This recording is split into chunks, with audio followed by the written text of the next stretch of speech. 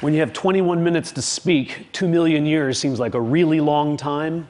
But evolutionarily, 2 million years is nothing. And yet in 2 million years, the human brain has nearly tripled in mass, going from the 1¼ pound brain of our ancestor here, habilis, to the almost 3-pound meatloaf that everybody here has between their ears. What is it about a big brain that nature was so eager for every one of us to have one? Well, it turns out when brains triple in size, they don't just get 3 times bigger, they gain new structures. And one of the main reasons that our brain got so big is because it got a new part called the frontal lobe, and particularly a part called the prefrontal cortex. Now, what does a prefrontal cortex do for you that should justify the entire architectural overhaul of the human skull in the blink of evolutionary time? Well, turns out the prefrontal cortex does lots of things, but one of the most important things it does is it is an experience simulator. You know, pilots practice in flight simulators so that they don't make real mistakes in planes. Human beings have this marvelous adaptation that they can actually have experiences in their heads before they try them out in real life. This is a trick that none of our ancestors could do, that no other animal can do quite like we can. It's a marvelous adaptation. It's up there with opposable thumbs and standing upright in language as one of the things that got our species out of the trees and into the shopping mall. Now, all of you have done this. I mean, you know, Ben & Jerry's doesn't have liver and onion ice cream, and it's not because they whipped some up, tried it, and went yuck. It's because without leaving your armchair, you can simulate that flavor and say yuck before you make it. Let's see how your experience simulators are working. Let's just run a quick diagnostic before I proceed with the rest of the talk. Here's 2 different futures that I invite you to contemplate, and you can try to simulate them and tell me which one you think you might prefer. One of them is winning the lottery. This is about $314 million, and the other is becoming paraplegic. So just give it a moment of thought. You probably don't feel like you need a moment of thought. And interestingly, there are data on these 2 groups of people, data on how happy they are. And this is exactly what you expected, isn't it?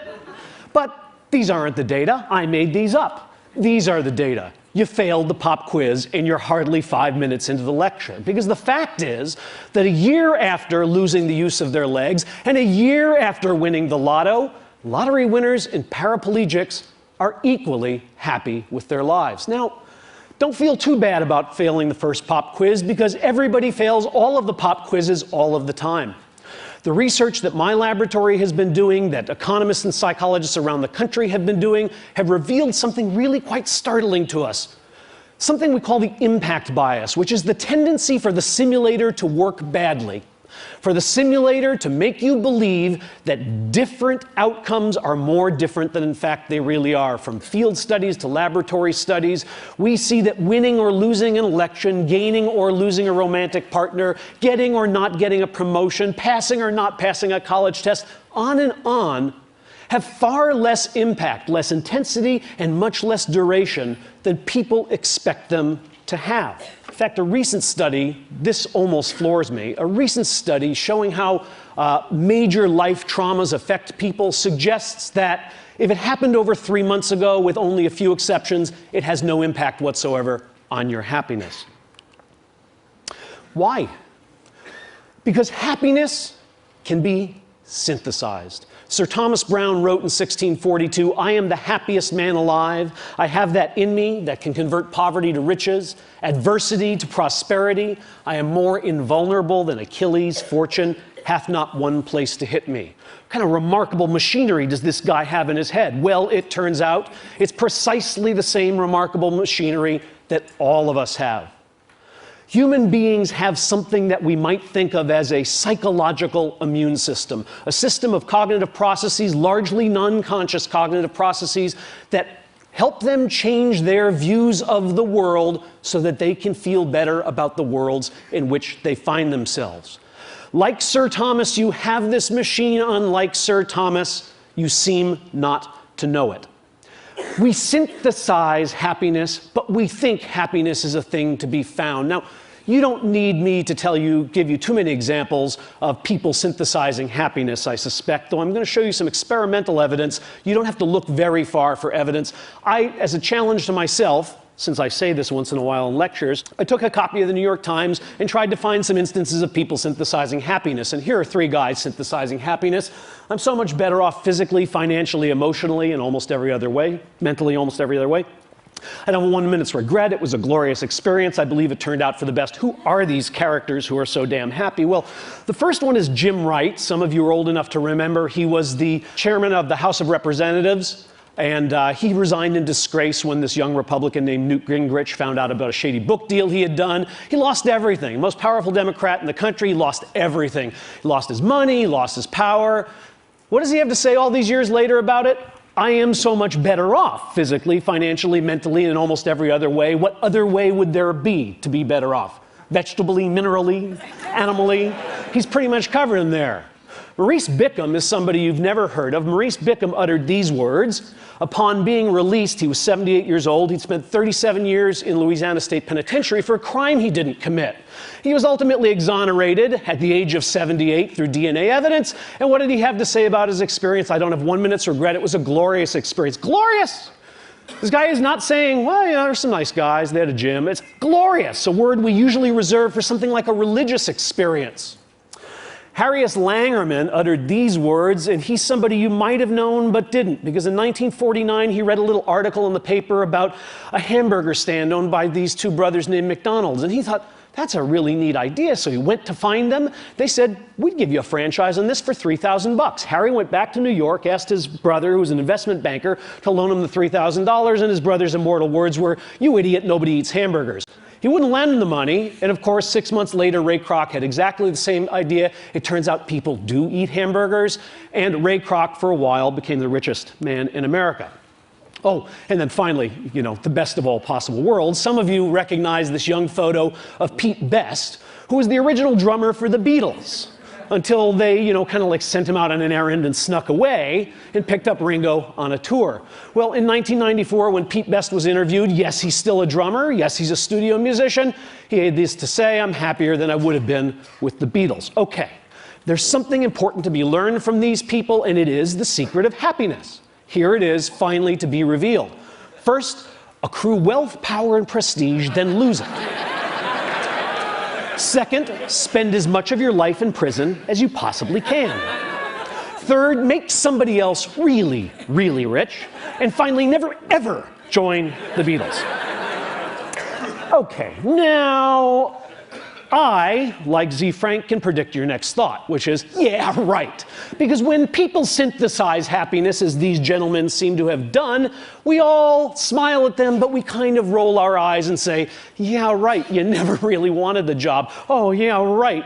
You really didn't have that much in common with her, and you figured that out just about the time she threw the engagement ring in your face. We smirk because we believe that synthetic happiness is not of the same quality as what we might call natural happiness. What are these terms? Natural happiness is what we get when we get what we wanted, and synthetic happiness is what we make when we don't get what we wanted. And in our society, we have a strong belief that synthetic happiness is of an inferior kind. Why do we have that belief? Well, it's very simple. What kind of economic engine would keep churning if we believed that not getting what we want could make us just as happy as getting it? With all apologies to my friend Mathieu Ricard, a shopping mall full of Zen monks is not going to be particularly profitable because they don't want stuff enough.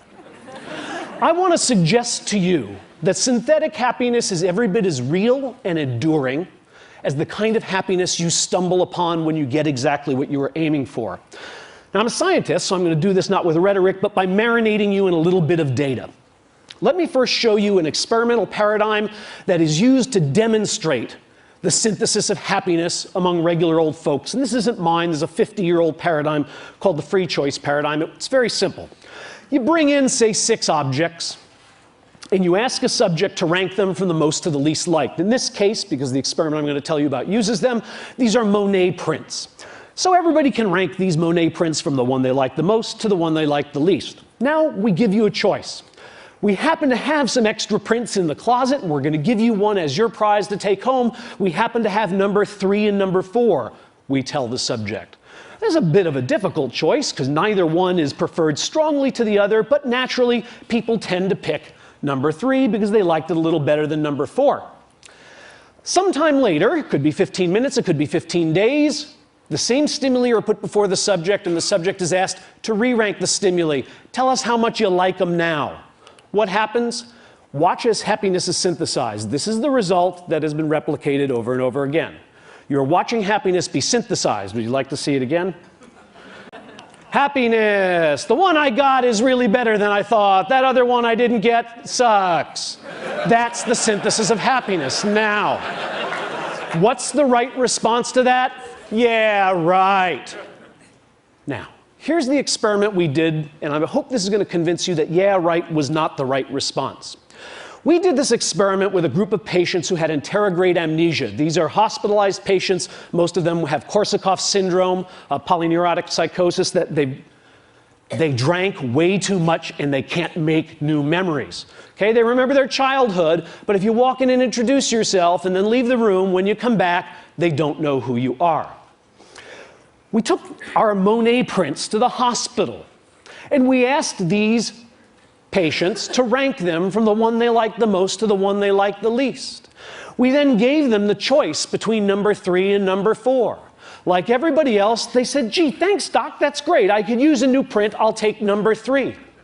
We explained we would have number 3 mailed to them. We gathered up our materials, and we went out of the room and counted to a half hour. Back into the room. We say, hi, we're back. The patients, bless them, say, oh, doc, I'm sorry, I got a memory problem. That's why I'm here.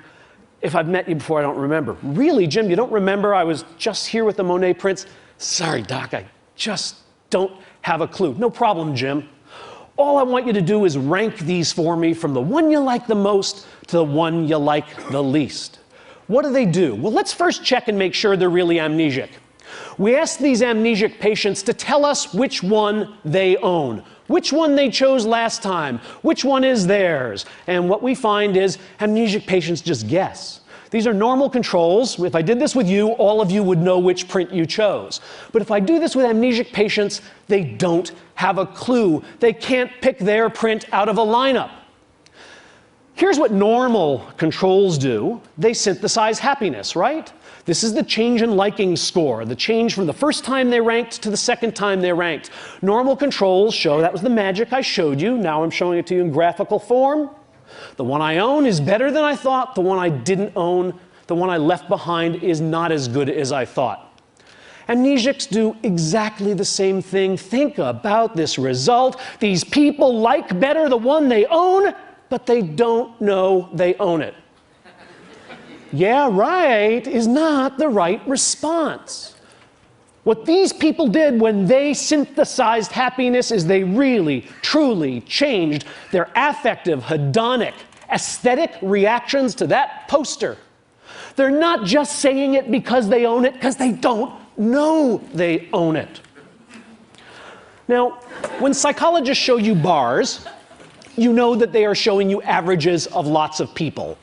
And yet, all of us have this psychological immune system, this capacity to synthesize happiness, but some of us do this trick better than others. And some situations allow anybody to do it more effectively than other situations do.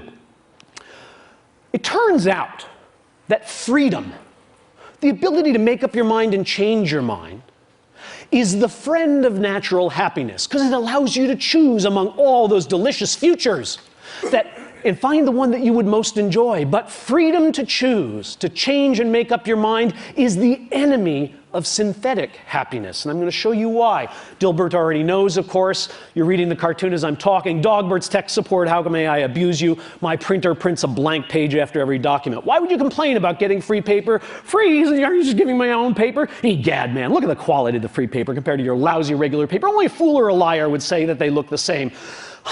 Now that you mention it, it does seem a little silkier. What are you doing? I'm helping people accept the things they cannot change. Indeed. The psychological immune system works best when we are totally stuck, when we are trapped. This is the difference between dating and marriage, right? I mean, you go out on a date with a guy and he picks his nose. You don't go out on another date. You're married to a guy and he picks his nose. Yeah, he has a heart of gold, don't touch the fruitcake, right? You find a way to be happy with what's happened. Now, what I want to show you is that people don't know this about themselves, and not knowing this can work to our supreme disadvantage. Here's an experiment we did at Harvard. We created a photography course, a black and white photography course, and we allowed students to come in and learn how to use a darkroom. So we gave them cameras, they went around campus, they took 12 pictures of their favorite professors in their dorm room and their dog and all the other things they wanted to have Harvard memories of. They bring us the camera, we make up a contact sheet, they figure out which are the 2 best pictures, and we now spend 6 hours teaching them about darkrooms, and they blow 2 of them up and they have 2 gorgeous 8x10 glossies of meaningful things to them, and we say, which one would you like to give up? They say, I have to give one up? Oh yes, we need one as evidence of the class project. So you have to give me one, you have to make a choice, you get to keep one, and I get to keep one. Now, there are 2 conditions in this experiment. In one case, the students are told, but you know, if you want to change your mind, I'll always have the other one here, and in the next 4 days before I actually mail it to headquarters, I'll be glad to, headquarters. I'll be glad to swap it out with you. In fact, I'll come to your dorm room and just give me an email. Better yet, I'll check with you. You ever want to change your mind? It's totally returnable.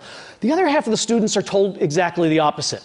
Make your choice, and by the way, the mail is going out, gosh, in 2 minutes to England. Your picture will be winging its way over the Atlantic. You will never see it again. Now, half of the students in each of these conditions are asked to make predictions about how much they're going to come to like the picture that they keep and the picture they leave behind. Other students are just sent back to their little dorm rooms, and they are measured over the next 3 to 6 days on their liking and satisfaction with the pictures. And look at what we find. First of all, here's what students think is going to happen. They think they're going to maybe come to like the picture they chose a little more than the one they left behind, but these are not statistically significant differences. It's a very small increase, and it doesn't much matter whether they were in the reversible or irreversible condition. Wrong-o. Bad simulators. Because here's what's really happening, both right before the swap and 5 days later. People who are stuck with that picture, who have no choice, who can never change their mind, like it a lot. And people who are deliberating, should I return it? Have I gotten the right one? Maybe this isn't the good one. Maybe I left the good one, have killed themselves. They don't like their picture, and in fact, even after the opportunity to swap has expired, they still don't like their picture. Why? Because the irreversible condition is not conducive to the synthesis of happiness. So here's the final piece of this experiment. We bring in a whole new group of naive Harvard students, and we say, you know, we're doing a photography course, and we can do it one of 2 ways. We could do it so that when you take the 2 pictures, you'd have 4 days to change your mind, or we're doing another course where you take the 2 pictures and you make up your mind right away and you can never change it. Which course would you like to be in? Duh! 66% of the students, 2/3, prefer to be in the course where they have the opportunity to change their mind. Hello? 66% of the students choose to be in the course in which they will ultimately be deeply dissatisfied with the picture. Because they do not know the conditions under which synthetic happiness grows. The bard said everything best, of course, and he's making my point here, but he's making it hyperbolically. 'Tis nothing good or bad, but thinking makes it so. It's nice poetry, but that can't exactly be right. Is there really nothing good or bad? Is it really the case that gallbladder surgery and a trip to Paris are just the same thing? Nah, that seems like a one-question IQ test. They can't be exactly the same. In more turgid prose, but closer to the truth, was the father of modern capitalism, Adam Smith, and he said this. This is worth contemplating.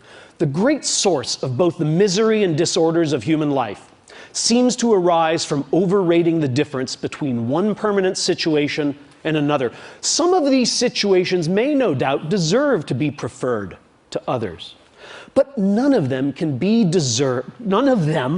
deserve to be pursued with that passionate ardor which drives us to violate the rules either of prudence or of justice, or to corrupt the future tranquility of our minds either by shame from the remembrance of our own folly or by remorse for the horror of our own injustice. In other words, yes, some things are better than others. We should have preferences that lead us into one future over another. But when those preferences drive us too hard and too fast because we have overrated the difference between these futures, we are at risk. When our ambition is bounded, it leads us to work joyfully. When our ambition is unbounded, it leads us to lie, to cheat, to steal, to hurt others, to sacrifice things of real value. When our fears are bounded, we're prudent, we're cautious, we're thoughtful. When our fears are unbounded and overblown, we're reckless and we're cowardly. The lesson I want to leave you with from these data is that our longings and our worries are both to some degree overblown because we have within us the capacity to manufacture the very commodity we are constantly chasing when we choose experience. Thank you.